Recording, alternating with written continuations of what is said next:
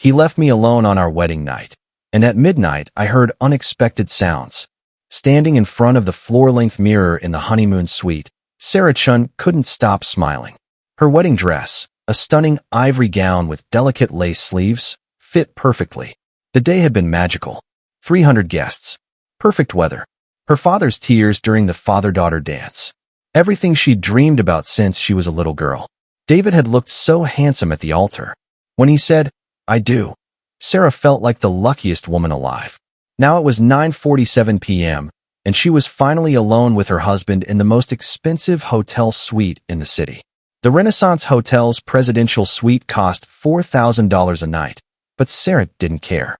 She'd saved for 2 years to make this wedding perfect. She'd paid for most of it herself, actually. The venue, the catering, the photographer, this suite. David's sales job didn't pay much, and he'd invested everything in his business expansion. Sarah understood. She was an accountant. She knew business required capital. That's why she'd given him $50,000 6 months ago to help grow his company. Tonight was about celebrating their future together. Sarah changed out of her wedding dress into the white silk lingerie she'd bought special for this moment. She lit candles around the suite, dimmed the lights, opened the champagne the hotel had provided. David was in the bathroom, taking a shower. She could hear the water running. Her phone buzzed. A text from her sister Rachel. "Congratulations again. Call me tomorrow and tell me everything. Love you." Sarah smiled and typed back, "Love you too. Thank you for being the best maid of honor." Wait, best matron of honor since you're married now. Wait, Rachel wasn't her maid of honor. Jess was. Sarah's brain felt foggy from champagne and exhaustion. Long day. So many emotions. The bathroom door opened. David came out in a hotel robe, his dark hair still wet, looking at his phone with a frown. "Everything okay?" Sarah asked. "Yeah, just work stuff. Nothing to worry about tonight." He smiled, but it didn't reach his eyes. He walked over and kissed her forehead. Not her lips. Her forehead. Like she was his sister, not his wife. "You look beautiful," he said, glancing at her lingerie without really seeing it. "Thank you. Come sit with me. Let's have some champagne," and his phone rang. David looked at the screen and his face changed. "I need to take this. Work emergency." "David, it's almost 10 o'clock on our wedding night." "I know, baby, I'm sorry. But this client is huge. If I don't handle this, we could lose everything." He answered the phone and walked to the far side of the suite. "Hello? Yes, I can talk. Hold on." He covered the phone and turned to Sarah. "This is going to take a while. I might need to go down to the business center and send some emails. Will you be okay?" Sarah felt something cold settle in her chest. "On our wedding night. Can it wait until tomorrow?" "Sarah, please. This is important. This client represents $200,000 in sales. That's our future. I'll be back as fast as I can. An hour, tops." She wanted to argue. Wanted to say that she was important too, that this night was supposed to be about them. But she'd learned over 3 years not to push David when it came to work. He'd get defensive, they'd fight, and she hated fighting. "Okay," she said quietly. "Hurry back." David grabbed his clothes and changed quickly in the bathroom. When he came out, he was in jeans and a button-down shirt.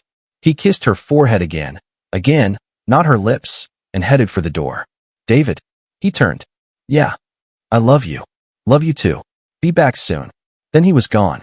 Sarah sat on the enormous king-size bed, surrounded by rose petals the hotel staff had scattered, holding a glass of champagne, alone. Her wedding night. She tried not to cry.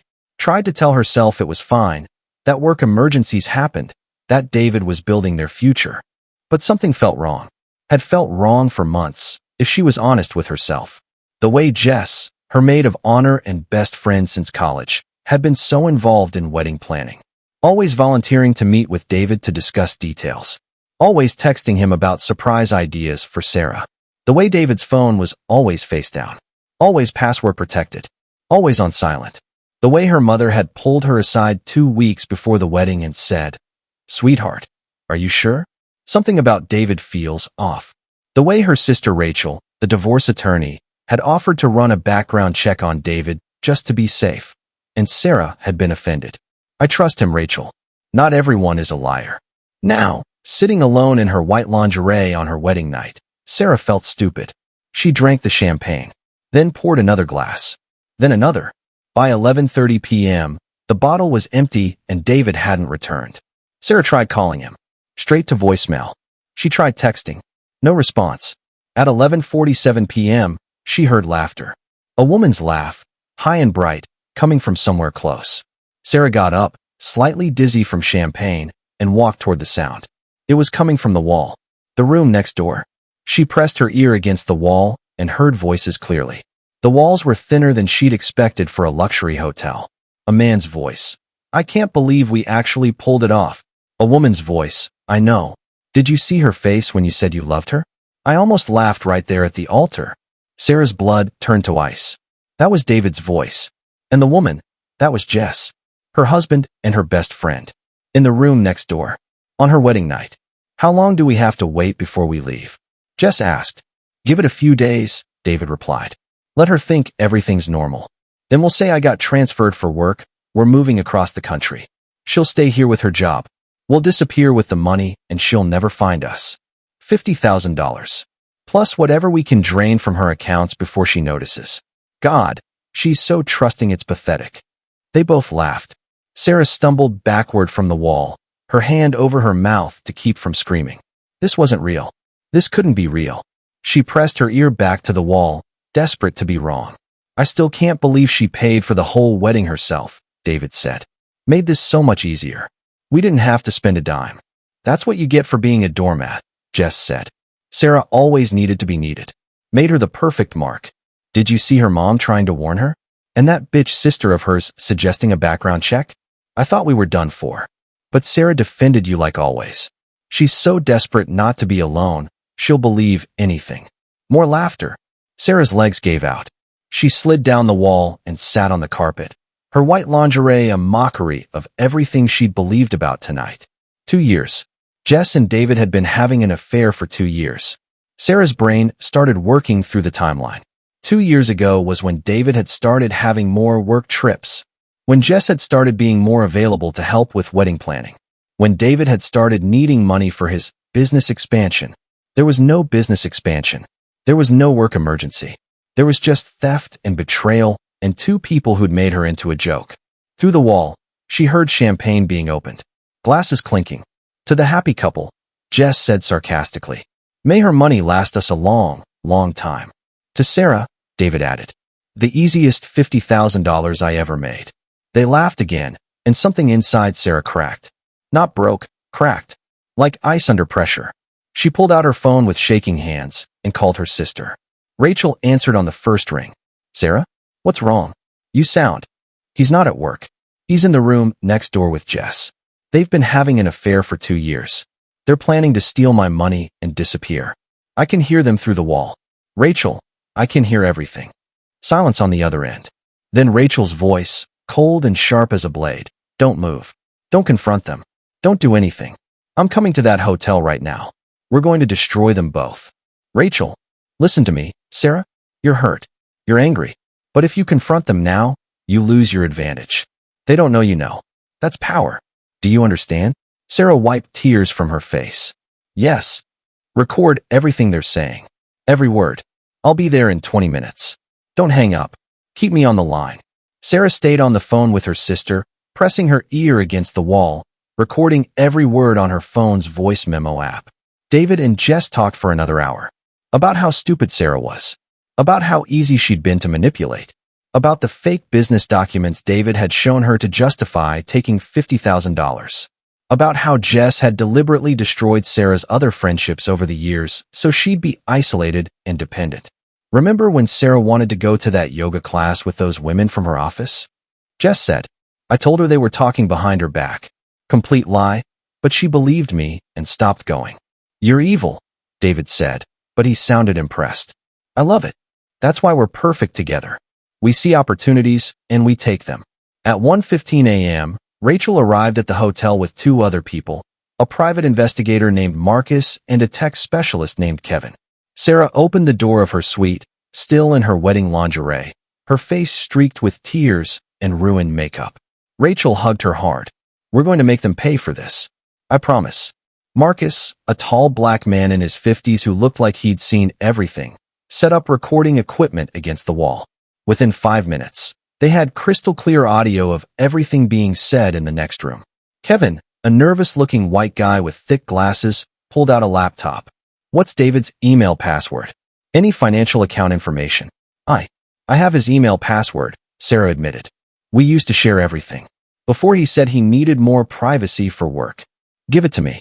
While Marcus recorded David and Jess, Kevin hacked into David's email and financial accounts. What they found made Sarah want to vomit. Sarah, Kevin said carefully. David Martin isn't his real name. His real name is David Fisher. He was married 5 years ago to a woman named Elizabeth Thompson. He stole $42,000 from her and disappeared. She reported him to police, but he'd used a fake identity for the marriage. They never found him. Sarah stared at the laptop screen showing David Fisher's real identity. He's done this before, she whispered. Multiple times, Kevin confirmed. There are at least 3 other women who filed reports against someone matching his description and methods. He marries women, isolates them from friends and family, steals their money, and vanishes. Rachel's face was murderous. This isn't just an affair. This is systematic fraud. And Jess? Sarah asked. Did she know? Kevin searched Jess's emails. Sarah had her password too from years of friendship. The evidence was all there. Messages between Jess and David going back 2 years. Photos of them together on trips Sarah had thought were work conferences and bachelorette planning. But there was something else. Sarah, Kevin said quietly. Jess has been stealing from you too. She has access to one of your credit cards, the one you gave her for wedding expenses. She's been charging personal items and vacations. $15,000 over the past year. $65,000 total. That's how much they'd stolen from her. Sarah looked at her sister.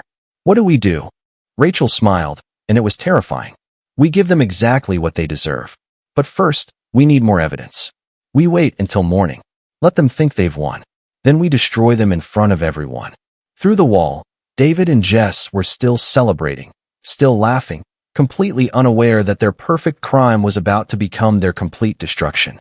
Sarah looked at her reflection in the mirror. White lingerie, smudged makeup, tear-stained face. She looked like a victim. At 6 a.m., David's key card clicked in the door. Sarah was ready. She'd washed her face, fixed her makeup, put the lingerie back on. Rachel and the team had left through the service entrance an hour earlier with all the evidence. Everything was recorded, documented, backed up to 3 separate cloud drives. Now Sarah had to act like nothing had happened. David walked in looking guilty, but trying to hide it. Baby, I'm so sorry. That client situation was worse than I thought. Took all night to fix. Sarah smiled. It felt like her face was cracking. It's okay. I understand work is important. He looked surprised. Usually she'd be upset. You're not mad. I'm disappointed we didn't get our wedding night. But we have the rest of our lives, right? She walked over and kissed him. Tasted Jess's lipstick on his mouth. Wanted to vomit, but kept smiling. Right, David said, relaxing. Why don't we grab breakfast with everyone? I think most of the guests are still at the hotel. Actually, I already arranged that. I texted the wedding party this morning. We're having a big breakfast buffet at 10 in the hotel ballroom. My surprise for you. David's face flickered with something. Panic? Then smoothed out. That's great, babe. Really thoughtful. I invited everyone. All 150 guests who stayed overnight. Your family, my family, all our friends. I even made a special slideshow, all our best moments from yesterday. It'll be beautiful. A slideshow? Now David definitely looked nervous. Just photos and videos from the wedding. Nothing crazy. I thought people would love seeing themselves on the big screen. Sarah touched his face. You look tired. Why don't you shower and get some rest? I'll handle all the breakfast details. Sarah, maybe we should skip it. I'm exhausted. It's already paid for. Everyone's expecting it. Plus, Jess texted me this morning saying she can't wait to celebrate us properly since we didn't get to last night. Sarah watched his eyes. Isn't that sweet of her? David swallowed hard. Yeah, sweet.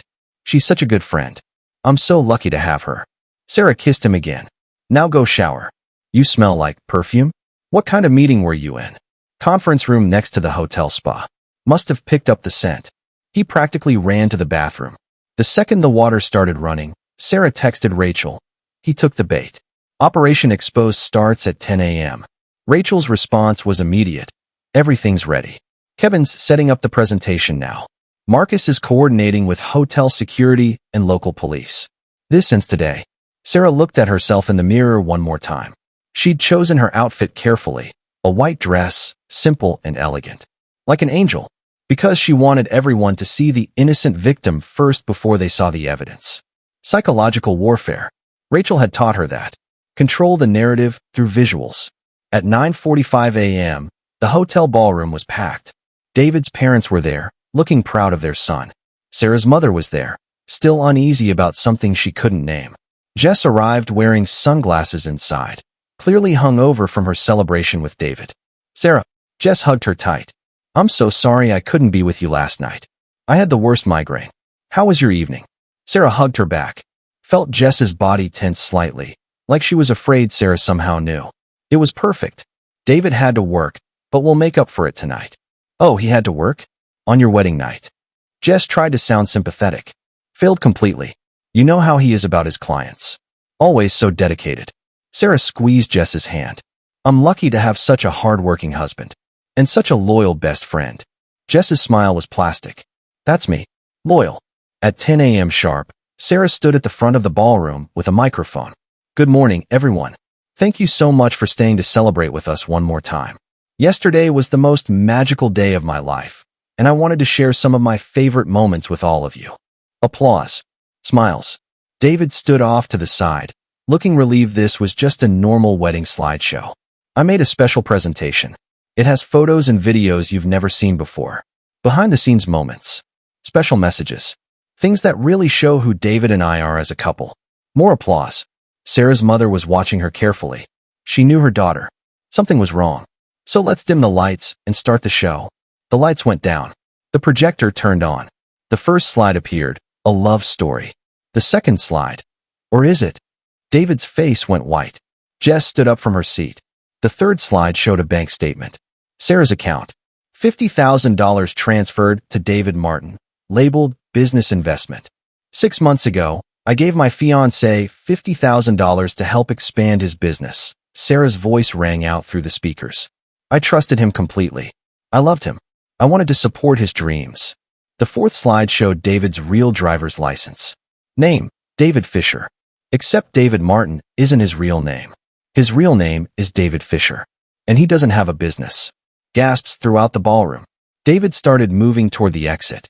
Hotel security blocked the doors. Rachel had arranged that. The slides continued. Photos of David and Jess together. Kissing. On vacation. In hotel rooms. Date stamps showing the affair lasted 2 years. While I was planning our wedding, my husband and my best friend were planning something else. They were planning to steal everything I had and disappear together. Jess screamed. This is a lie. Sarah, you're having some kind of breakdown. Let me play you the recording from last night, Sarah said calmly. The audio filled the ballroom. David and Jess's voices, crystal clear, discussing their plan. Mocking Sarah. Celebrating the theft. Calling her pathetic and stupid. David's mother started crying. Jess's father stood up, his face purple with rage. Sarah's mother rushed to the front and hugged her daughter. There's more, Sarah continued. David, or David Fisher, has done this before. For other women. For other thefts. Always the same pattern. Romance, isolation, theft, disappearance. The slides showed police reports from 4 different women in 4 different states. All describing the same man. Same methods. Same lies. Elizabeth Thompson lost $42,000. Michelle Rodriguez lost $38,000. Amy Chen lost $55,000. Rebecca Washington lost $49,000. All of them reported him. None of them got justice because he always used fake identities. David was trying to push past security now. They held him firmly. And Jess. Sarah turned to her former best friend. You weren't just sleeping with my husband. You were stealing from me too. New slides. Credit card statements. $15,000 in charges over 1 year. Trips to Miami, designer clothes, jewelry. All on the card Sarah had given Jess for wedding expenses. Jess's parents were standing now. Her mother was sobbing. Her father looked like he wanted to kill someone. Together, they stole $65,000 from me. But it wasn't just about money. They stole my trust. My friendship. My wedding night. They tried to steal my future. Sarah paused, looking directly at David and Jess. But they failed. Because I have evidence of everything. and there are police officers waiting outside to arrest you both. As if on cue, Detective Marcus Brown and 3 uniformed officers entered the ballroom. David Fisher, you're under arrest for fraud, theft by deception, and identity theft. Jessica Rivera, you're under arrest for conspiracy to commit fraud and credit card theft. The officers moved toward them. David tried to run, tackled by security within 3 steps. Jess collapsed on the floor, crying and begging. Sarah, please. I can explain. David manipulated me too. I didn't know what I was doing.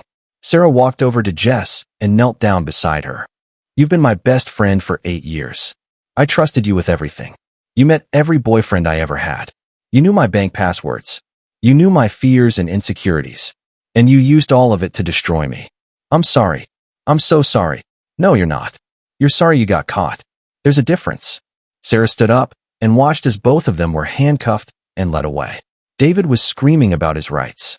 Jess was still begging for forgiveness. The ballroom was silent except for the sound of crying. Sarah took the microphone again. I want to tell you all something important. This happened to me because I ignored warning signs. My mother told me something felt off. My sister offered to do a background check. My coworkers noticed David was secretive, and I ignored all of them because I was afraid of being alone. I convinced myself love meant accepting everything. She looked around the room at all the faces, shocked, sympathetic, angry. Don't be like I was. Don't ignore red flags. Don't give large amounts of money without legal documentation. Don't dismiss your family's concerns. Don't trust someone just because you've known them for years. People hide who they really are until it benefits them to show you. Sarah's voice cracked, but she kept going. I lost $65,000. But I could have lost so much more if I'd waited. If I hadn't found out on my wedding night. If I'd let them disappear with everything. Her mother came up and stood beside her, holding her hand. Trust your instincts. Protect yourself legally. And remember, being alone is better than being betrayed. The room erupted in applause. People were standing, some crying, some angry on Sarah's behalf. Rachel approached the microphone. For anyone interested, Sarah will be filing a civil lawsuit against both defendants for emotional distress, fraud, and theft. If anyone here has information about David Fisher's other crimes or victims, please contact me. She held up her business card. I'm Sarah's sister and her attorney.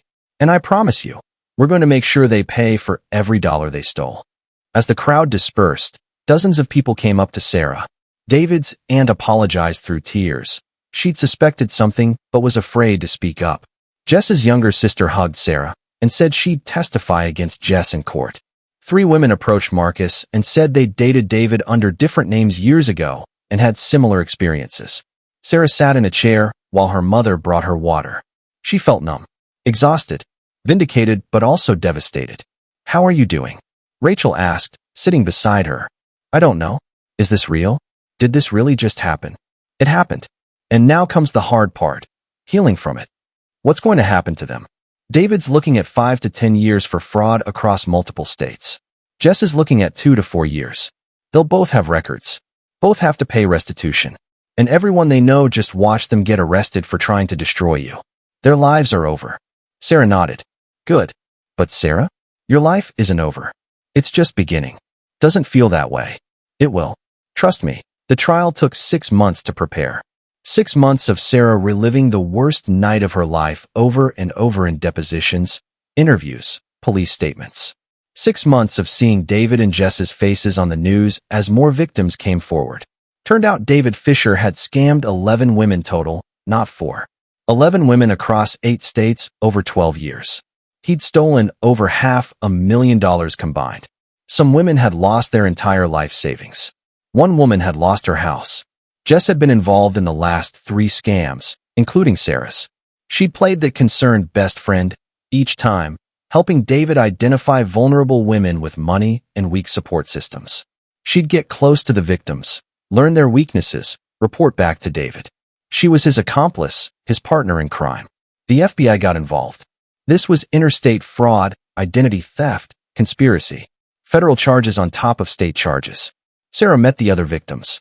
They formed a group chat, supporting each other through the legal process. Elizabeth, Michelle, Amy, Rebecca, the 4 women from the original slides. Then 7 more, Jennifer, Lisa, Sandra, Maria, Nicole, Patricia, and and Karen. 11 women. All with the same story. All manipulated by the same man. How did we all fall for it? Jennifer asked during one of their video calls. She'd lost her house because of David. Because he's a professional, Rachel explained. She'd become the unofficial legal coordinator for all 11 women. He studied psychology. He knew how to identify targets, successful women with low self-esteem, weak family connections, recent losses, or traumas. He knew exactly what to say and when to say it. I just lost my father when I met him, Michelle said quietly. He was so understanding, so supportive. My divorce had just finalized, Amy added. I was vulnerable. I'd been passed over for a promotion I deserved, Sarah said. I felt like a failure. David made me feel valuable. That's the pattern, Rachel explained. He finds you at your weakest moment, builds you up, makes himself indispensable, isolates you from people who might see through him, then takes everything and disappears. But he made a mistake with Sarah, Elizabeth said. He got arrogant. Thought the wedding night humiliation would be funny. If he'd just stolen the money and left quietly like he did with the rest of us, he might have gotten away with it again. Sarah had thought about that a lot. Why had David been so reckless? Why celebrate in the room next door where she might hear? The FBI psychologist explained it during trial prep. He's a narcissist. After 12 years of successfully scamming women, he felt invincible. The wedding night celebration wasn't just about stealing your money. It was about proving he was smarter than you. That's ego. And ego is what gets criminals caught. The trial started in October, 11 months after Sarah's wedding night. The courtroom was packed every single day. All 11 victims attended. Their families. Media from around the country. This had become a high-profile case. The serial romance scammer and his female accomplice. David's defense was predictable. He claimed each woman had given him money willingly as gifts. No fraud occurred. Just relationships that didn't work out. Jess's defense was more creative. She claimed she was also a victim. David had manipulated her too. She didn't know about the other women. She thought she was in a real relationship. The prosecution destroyed both defenses in the first week. They played the recording from Sarah's wedding night, where Jess explicitly discussed the scam, called Sarah pathetic for being easy to steal from, and celebrated taking her money. Impossible to claim she was an innocent victim when her own voice convicted her. They presented financial records showing David had used 17 different aliases across 12 years, each time targeting and stealing from women, following the exact same pattern. Impossible to claim these were just failed relationships. They brought in forensic accountants who traced every dollar David had stolen and showed how he'd systematically drained each woman's accounts using fake business documents, fake emergencies, fake investment opportunities. Sarah testified on day 5. She wore a navy blue suit, her hair pulled back, no jewelry. Professional. Composed. The opposite of what David probably expected. He probably thought she'd be crying, broken, easy to discredit on cross-examination. She was none of those things. Ms. Chen, the prosecutor began. Can you tell the jury how you met the defendant? I met David at a networking event 3 years ago. I'm an accountant. He said he was in sales. We started talking about business strategy. He was charming, intelligent, attentive.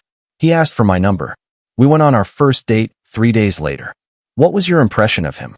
I thought he was successful, ambitious, kind. He seemed genuinely interested in me. Not just my appearance, my thoughts, my career, my goals. That was refreshing. When did he first ask you for money? 8 months into our relationship. He said his company was expanding and he needed capital for inventory. He showed me business projections, contracts with vendors, purchase orders. Everything looked legitimate. How much did you give him? $5,000 initially. Then another $10,000 3 months later. Then $50,000 6 months before our wedding. $65,000 total. Did he pay any of it back? No. Did he show you proof the business existed? He showed me documents. A business license, tax returns, bank statements. I didn't know they were all forged until the FBI investigation. The defense attorney stood up for cross-examination. His strategy was obvious. Make Sarah look stupid, desperate, foolish for trusting David. Ms. Chen, you're an accountant, correct? Yes. Someone trained to spot financial fraud? I audit corporate accounts, not personal relationships. But surely you should have noticed something was wrong with these documents Mr. Fisher showed you. The forgeries were sophisticated.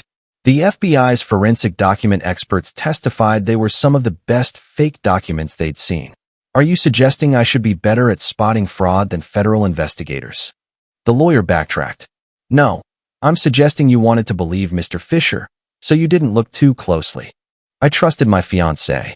That's not a crime. Defrauding someone who trusts you, that is. You were desperate to get married, weren't you? At 29, your biological clock was ticking. Rachel stood up. Objection. Relevance. Sustained. Counselor, move on. But the lawyer kept pushing. You pressured Mr. Fisher to marry you, didn't you? No. He proposed to me. But you paid for the wedding yourself. Quite unusual, isn't it? Unless you were so desperate to lock him down that you'd pay for the privilege. Sarah looked directly at the jury. I paid for my wedding because I wanted a nice celebration, and David said his money was tied up in business investments. I now know those investments didn't exist. I was being stolen from and didn't know it. But the defense wants you to believe I deserve to be defrauded because I committed the crime of trusting my fiancé and wanting a wedding. Does that sound like justice to you? 2 jurors nodded. The defense attorney sat down. The other 10 victims testified over the next week. Each story was heartbreaking and identical in structure. David found them at vulnerable moments, built trust, isolated them, stole their money, disappeared. Elizabeth Thompson testified through tears about losing her home. I had to move in with my parents at 42 years old. I lost everything. Michelle Rodriguez testified about David convincing her to cash out her retirement account. He said we were investing in our future together. I gave him my entire retirement. $55,000. I'm 60 now. I'll never recover that money. I'll have to work until I die. Amy Chen testified about the emotional abuse alongside the financial theft. He convinced me my family was toxic and I should cut them off. By the time he left, I had no money and no support system. It took me 3 years to rebuild my relationship with my sister. Jess testified in her own defense, trying to paint herself as another victim. But the prosecution's cross-examination destroyed her.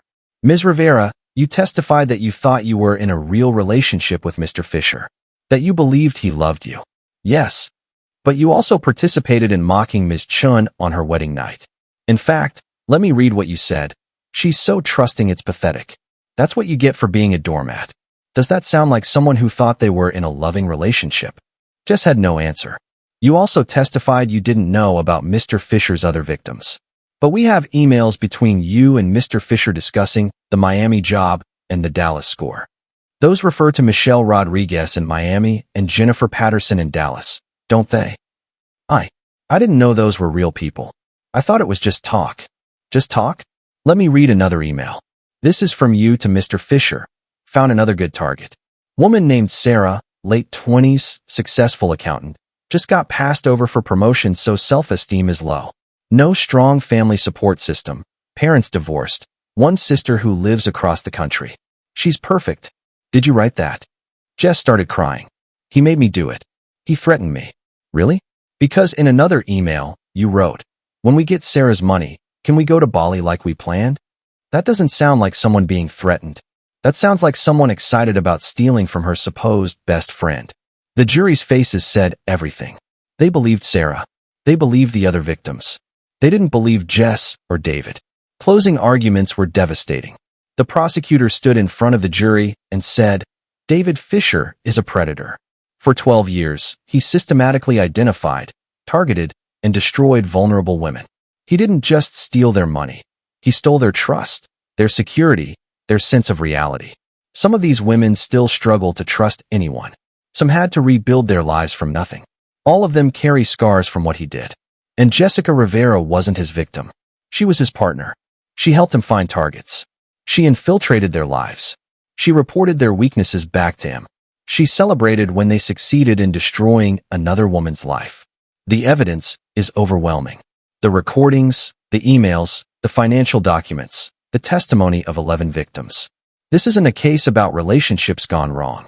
This is a case about 2 criminals who made a living destroying vulnerable women. Find them guilty. Give these women justice. The jury deliberated for 7 hours. Guilty on all counts. David Fisher, guilty of 11 counts of fraud, 11 counts of identity theft, conspiracy, interstate wire fraud. Facing 50 years in federal prison. Jessica Rivera, guilty of 3 counts of conspiracy to commit fraud, 1 count of credit card theft, accessory to fraud, facing 20 years in federal prison. When the verdict was read, Sarah heard nothing but ringing in her ears. She felt her mother grab her hand, felt Rachel hug her, but everything seemed distant, surreal. It was over. They'd won. David showed no emotion as he was led away in handcuffs. Jess sobbed hysterically, crying that she was sorry, begging the victims to forgive her. Nobody responded. Outside the courthouse, reporters swarmed. Sarah had agreed to make one statement. She stood at the microphone with all 11 victims behind her, their hands joined in solidarity. Today, justice was served. But this isn't just about us. It's about every person who's ever been manipulated, defrauded, or abused by someone they trusted. We're here to say, you're not alone. You're not stupid. You're not weak. You're a victim of a crime, and you deserve justice.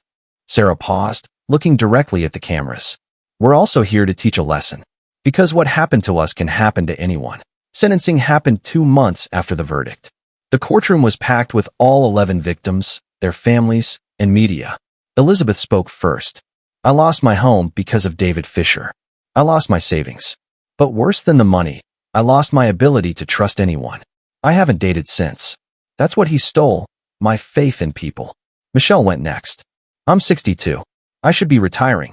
Instead, I'm working 2 jobs trying to rebuild what he took.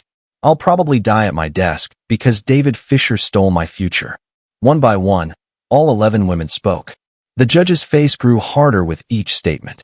Then Sarah's turn. Your Honor, David Fisher stole $65,000 from me. But that's not what hurts most. He stole my wedding night. He stole my sense of safety. He stole my ability to trust my own judgment. But here's what he didn't take: my strength, my voice, my ability to fight back. I survived. I exposed him. And I'll make sure everyone knows his name so he never does this again. The judge sentenced David to 50 years in federal prison. No parole for 25 years. Plus $2.3 million in restitution to all victims. Jessica got 20 years. No parole for 10 years. Plus $65,000 to Sarah. When the verdict was read, Jessica collapsed screaming. David showed no emotion at all. Both were led away in handcuffs. Outside the courthouse, reporters swarmed. Sarah made one statement with all 11 victims standing behind her, hands joined. Today, justice was served. But this isn't just about us. It's about every person who's been manipulated by someone they trusted. What happened to us can happen to anyone. That's why we're here, to teach you how to protect yourselves. 3 years passed. Sarah started a nonprofit called the Second Chance Foundation using the restitution money she won. The foundation helped fraud victims with free legal help, therapy, financial counseling, and education programs. In 3 years, they helped over 200 victims and put 12 more scammers in prison. Sarah was invited to speak at a conference on financial fraud. 500 people in the audience: therapists, lawyers, police, survivors. She stood at the podium and began. 3 years ago on my wedding night, I discovered my husband and best friend had been scamming me. Today I'm going to teach you how to never become a victim like I was. What happened to me was not my fault. David and Jessica are criminals. But I did ignore warning signs. I'm sharing these not to blame victims, but to protect potential victims. She pulled up her presentation. David was too perfect. He said all the right things, showed up at the right times, seemed exactly what I wanted. Real relationships have friction. When someone seems too perfect, they're performing a role. He isolated me from friends and family. Within 6 months, he convinced me my loved ones were judgmental and unsupportive. Jessica reinforced this by lying that people talked behind my back. Healthy partners encourage your other relationships. Abusers isolate you. He asked for money repeatedly, always with reasonable explanations. Business expansion, emergencies, investments. Each time he promised to pay me back. He never did. I gave him money without legal documentation because I thought love meant trust. His phone was always secret. Face down, password protected, work calls taken in other rooms. When I questioned it, he called me paranoid. Privacy is normal. Complete secrecy is suspicious. People warned me. My mother said something felt off. My sister offered a background check. My coworkers noticed he seemed fake. I ignored everyone because I didn't want to believe it. When multiple people you trust express concern, listen. His stories had inconsistencies. Places he said he'd been didn't match up. business deals that didn't make sense. I explained away every inconsistency because I wanted to believe him. Sarah paused, looking at the audience. Many were taking notes. Some were crying. Here's what I did right after discovering the truth. I didn't confront them immediately. I gathered evidence first. I called my sister who helped me record everything and build a case. If I'd confronted them right away, they would have destroyed evidence and run. I secured my finances immediately, changed passwords, froze accounts, removed David's access to everything. By morning, he couldn't steal another dollar. I contacted police and an attorney within 24 hours. I didn't wait hoping things would get better. I took action. I told everyone publicly what happened. Scammers rely on victims staying silent from shame. I exposed them. Their reputations were destroyed, which protected other potential victims. I connected with other victims. Finding the 10 other women David scammed made me realize I wasn't alone or stupid. We supported each other. That community saved me. She clicked to her final slide. Being a victim of fraud is not your fault. Criminals are experts at manipulation. But you can protect yourself. Trust your instincts. If something feels wrong, investigate. Maintain independence. Never let someone isolate you from loved ones. Protect your finances. Never give money without legal documentation. Verify everything. Background checks are smart, not paranoid. Listen to warnings from people who love you. Move slowly. Real love doesn't rush. Document everything if you suspect fraud. Most importantly, know that being alone is better than being with someone destroying you. I was so afraid of being single that I ignored every red flag. Now I know being alone isn't failure. It's freedom to build a life on your terms. I'm in a new relationship now with someone transparent who encourages my friendships, who my family loves, who proves through actions that I'm valued. But if it ended tomorrow, I'd be fine. My worth doesn't come from relationship status. It comes from my strength and resilience. David's in prison for 50 years. Jessica for 20. They can't hurt anyone else. That's justice. But the real victory is that I didn't let them destroy me. I survived. I rebuilt. I'm thriving. David thought he was breaking me. Instead, he forced me to become the strongest version of myself. Trauma doesn't have to define you. It can refine you. It shows you what you're capable of. The audience stood and applauded for 3 minutes straight. After the speech, a young woman approached Sarah crying. My fiancé keeps asking for money. My parents don't like him. I've been ignoring their concerns. But listening to you, I see all the red flags. Thank you. You just saved me. Sarah hugged her. Trust yourself. Protect yourself. You deserve better. 6 months later, Sarah sat in her office reviewing foundation numbers. They'd helped 247 victims, recovered over $2 million, imprisoned 12 scammers. Her phone rang. It was Rachel with news. David tried to appeal his sentence. Appeal denied. He's officially in prison for 50 years with no early release. Sarah smiled. Good. How are you feeling? Honestly, happy. Really happy. The nonprofit is growing. My relationship is solid. My friendships are stronger. I'm grateful this happened. Grateful. It taught me what I'm capable of. How strong I am. How to protect myself. How to turn trauma into purpose. David thought he was destroying me. Instead, he showed me who I really am. And now I use that strength to protect others from people like him. That's not just survival. That's victory. If you're watching this, learn from Sarah's story. Trust your instincts when something feels wrong. Never give money without legal protection, even to people you love. Don't let anyone isolate you from family and friends. Listen when people who care about you express concerns. Verify someone's background before committing your life to them. Document everything if you suspect betrayal. And remember, being alone is always better than being destroyed by someone pretending to love you. Red flags don't disappear, they multiply. Recognize them early. Protect yourself. Your worth doesn't come from being in a relationship. It comes from knowing you're strong enough to walk away from anything that harms you. Don't ignore the warning signs like Sarah did. Be smarter. Be safer.